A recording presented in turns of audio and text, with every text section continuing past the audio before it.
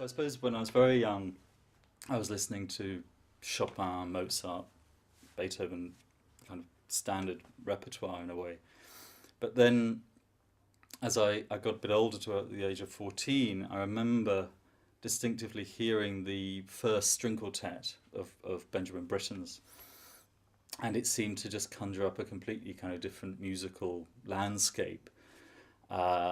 And that I found very, very inspirational. And I suppose that kind of coincided with the time that I really wanted to try to develop my own music. And in fact, Britten's work has subsequently been very important to me as a composer. He's a composer I feel very close to. So that link has kind of remained right up till the present day for me.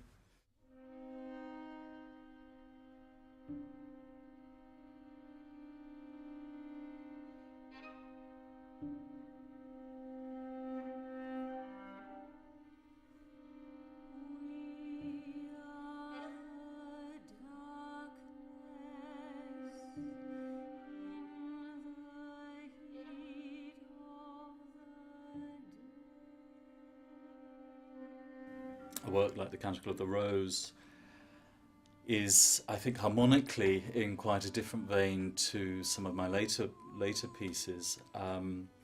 Also, the vocal settings on this disc, some of them I've really wanted to try to, I suppose, not tap into a conventional style of writing for the voice, but more thinking of them as actual songs in a slightly more conventional sense, whereas the texts for the settings of the Canticle of the Rose are, I suppose, slightly less conventional in that way.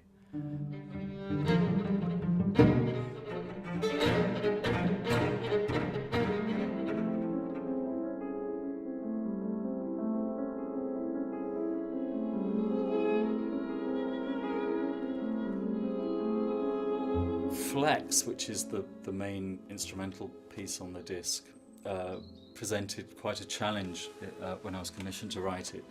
The instrumentation was specified for piano trio and flute, and initially I found it very hard to come to terms with that combination of instruments. It didn't naturally suggest a great number of possibilities. So my kind of strategy in the end was to compose a series of trios through the course of the piece, each of which uses a certain combination of those four instruments.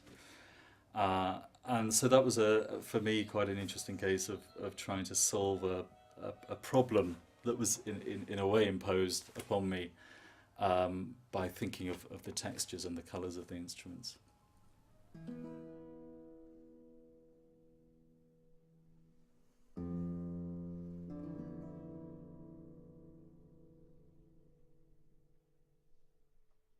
The poems from Shore to Shore, most of them are settings of a poet called Nicholas Heine, whose work I discovered about 5 years ago. I was given an anthology of his writings, and I shortlisted a number of these poems. I was immediately struck by the quality of the language, a very lyrical, almost timeless quality, and I set a number of his poems at the time for a song cycle for string quartet and soprano entitled The Silence at the Song's End. And then later, just a couple of years ago, I went back to the same shortlist and used a number of the poems I hadn't set for From Shore to Shore, which was in fact commissioned by James Boyd, the guitarist, who also happens to be a very keen sailor. And he was keen that the song cycle had some kind of link in with the sea, so it seemed logical to go back to these wonderful poems and try to use them again in this cycle. When I was told I'd have this CD release by NMC, I was absolutely thrilled. I've listened to NMC discs for many years. In fact, it's kind of that's how my musical education in terms of British music has largely come through NMC. So to be included has been a wonderful privilege, actually, and I think, as many composers would agree, to have a disc on the market is the best way of promoting one's work. It's the best way for one's music to reach a broader public. So it's a fantastic opportunity for me personally.